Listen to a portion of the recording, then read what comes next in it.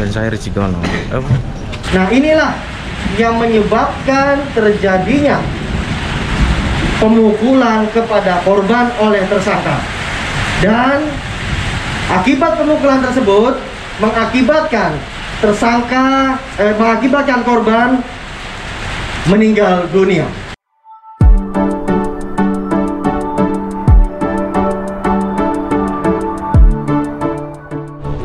Persiapan guys, teman-teman semua. Halo, Om. Ke Kambahan. Oh, ke Kambahan. Oke, Mas. Ini sedang liputan apa kita?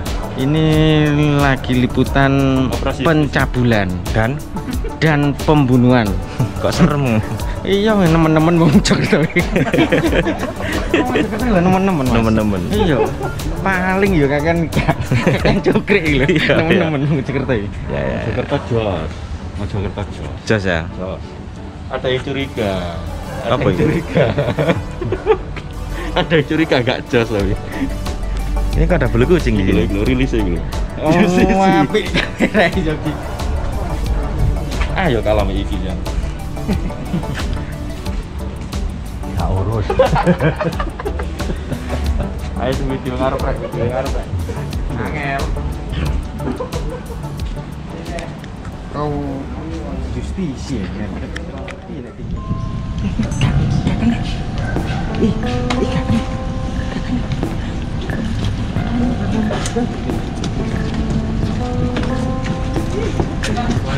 Dan saya Rizikono.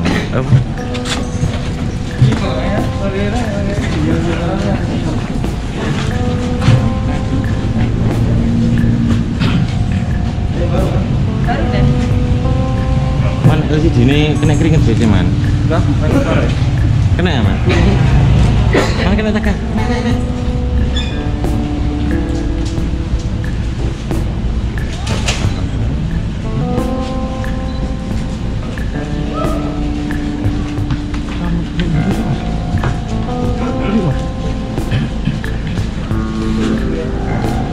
Kelihatan kan? Pak Kasat.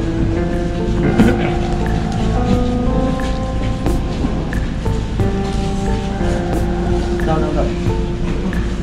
Terusnya nggak ada AC jadi Glowing. glowing ya? Iya nan.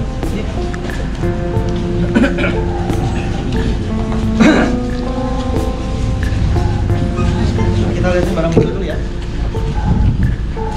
Mas Aris, kamu tuh Aris ya.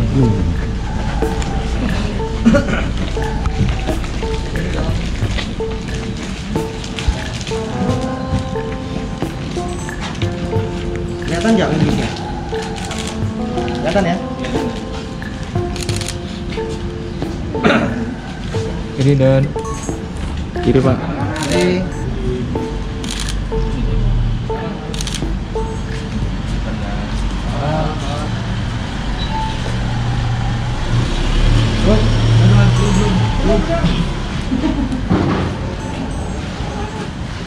cukup? Cukup ya? Udah nih, udah cukup? Udah selesai, cukup? Ya,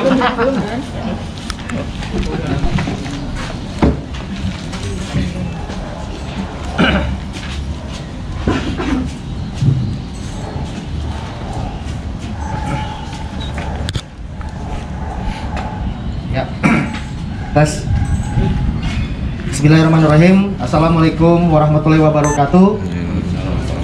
Yang kita hormati bersama rekan-rekan dari media, hari ini dari Satuan Reserse Kriminal Polres Mojokerto berhasil mengungkap kasus dugaan 338 dan atau 351 atau 170 yang melibatkan dua pelaku, di mana awal proses penyidikan ini tertanggal 5 Januari tahun 2021 seorang ibu melaporkan ke Polres Mojokerto di mana dugaan seorang anak dari ibu tersebut meninggal tidak wajar. Nah, disitulah tim dari Satuan Reserse Kriminal membentuk tim investigasi penyelidikan kasus tersebut, dan alhamdulillah semalam tersangka utama diamankan. Ya, dan juga hari ini dari hasil pemeriksaan ada tambahan 1 pelaku yang mana masih dalam proses penyidikan. Untuk kasus tersebut kami jelaskan dimulai dari hubungan ataupun juga modus kejadian ini didasari dari permasalahan asmara, di mana tersangka mendapatkan informasi kawan wanita dari tersangka diganggu oleh korban dan meminta satu tersangka lainnya untuk mengantarkan tersangka dan melakukan pemukulan menggunakan kunci Inggris sebanyak kurang lebih 3 kali dan akhirnya menyebabkan luka berat di kepala korban.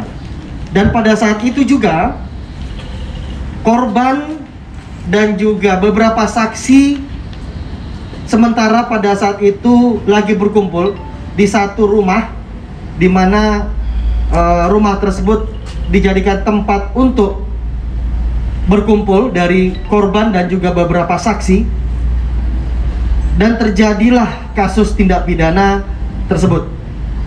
Dan dari keterangan tersangka mengakui telah melakukan pemukulan menggunakan kunci Inggris tersebut dan juga dibantu oleh salah satu rekan tersangka melakukan penganiayaan dan mengakibatkan luka berat dan menyebabkan meninggal dunia korban berinisial WN dan juga tersangka berinisial MA dan juga MTR.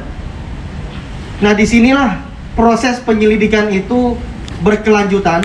Kami juga dengan adanya informasi yang diberikan orang tua korban melakukan pengecekan tempat kejadian perkara di mana tempat berkumpul tersangka dan korban, dan akhirnya kita melakukan pembongkaran kuburan dari jenazah korban dan kita melakukan autopsi, dan ditemukan dari hasil autopsi benda ataupun benturan benda tumpul yang mengakibatkan pendarahan di otak dari korban.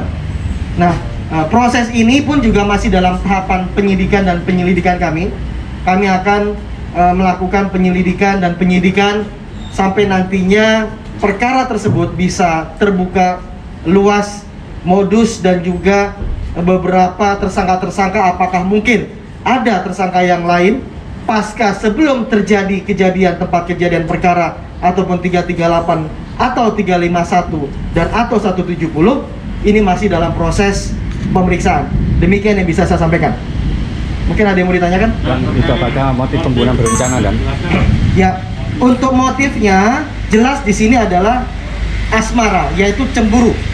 Ya, tersangka cemburu kepada korban, di mana si korban ya mendapatkan informasi yang tidak benar oleh beberapa orang yang menyebutkan kepada tersangka. Akhirnya tersangka mendatangi korban, dan mendatangi tersebut sudah menyiapkan kunci Inggris tersebut dan dibantu oleh satu tersangka yang lain melakukan pemukulan benda tumpul yaitu kunci Inggris kepada korban tepat di kepala, dan terjadilah pendarahan dan juga sempat memuncratkan darah ke dinding lokasi tempat kejadian perkara.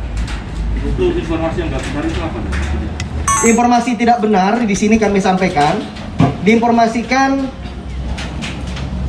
si perempuan yaitu pasangan dari tersangka, diinformasikan yang didengar oleh tersangka diganggu, ya diganggu oleh korban.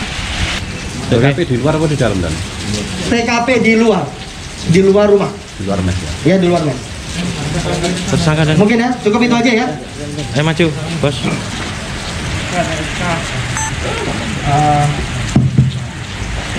Dapat informasi dari mana?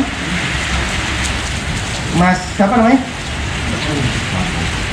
Mako mendapatkan kabar bahwa memang Vina diganggu. Itu dapat kabar dari mana? dari si kakak saya. Dari Vina. Ya, Terus bagaimana ceritanya? Coba cerita. pada awal itu saya dapat kabar kalau si dia itu disekap di dalam rumah dan itu mau dilecehkan sama teman-teman itu yang Mau dilecehkan oleh para saksi. korban. Terus pada saya datang sampai situ, si dia itu menangis ke saya dan bilang kalau ya dilecehkan, terus terjadilah pemukulan itu.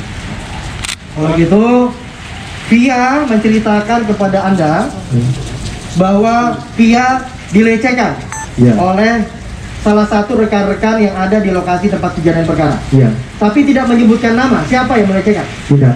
Tidak. Iya. Nah, jadi Anda melakukan pemukulan kepada korban itu tanpa mengenal korban, tanpa mengetahui identitas korban, dan juga hanya sebatas mengetahui inilah yang melakukan pelecehan kepada Via. Iya. Cukup ya? Cukup. Ikut minum nggak cewekmu itu? Via ikut minum nggak? Kalau masalah itu saya tidak tahu. Ya sementara cukup ya. Mau ditanyakan teman-teman cukup ya. Cukup, Ya, kita akan lakukan pemeriksaan lebih lanjut. Oke, terima kasih.